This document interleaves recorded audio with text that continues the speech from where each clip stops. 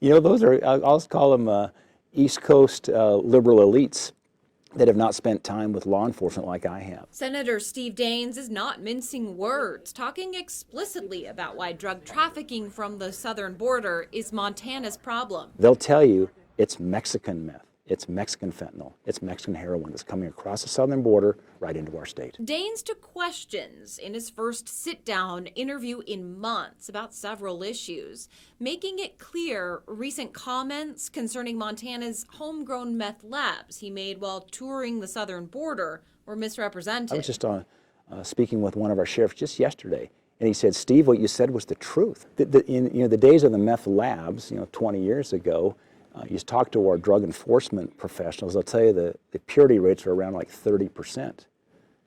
The problem we have is the purity rates now are over 90% with the Mexican meth. It's far more dangerous, far more addictive. Daines just returned from Texas and touring the border, where he calls the situation there tragic. But now he's off on another trip, this time to eastern Montana, fighting to keep the Keystone Pipeline relevant. Really the devastating impact of the cancellation of the Keystone Pipeline. This is a project that provides $80 million a year, every year, of tax revenue. The 1,700-mile pipeline would span 6 states, including Montana, carrying oil from Canada to the Gulf Coast and bringing much environmental opposition. What it does here in terms of a sound infrastructure project that we need that's entirely funded by the private sector. There's counties that need some help right now across our state. It's those eastern Montana counties. And as President Biden unveils a $2 trillion infrastructure plan set to raise the business tax, Daines says he's ready to fight that too. When they cut taxes, you put more money back into the economy, allow businesses to decide where they want to invest, and guess what?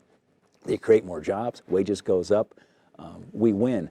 I'm very concerned about this idea that the president now wants to increase taxes. However, Biden's transportation secretary says Americans making less than $400,000 a year won't see an increase.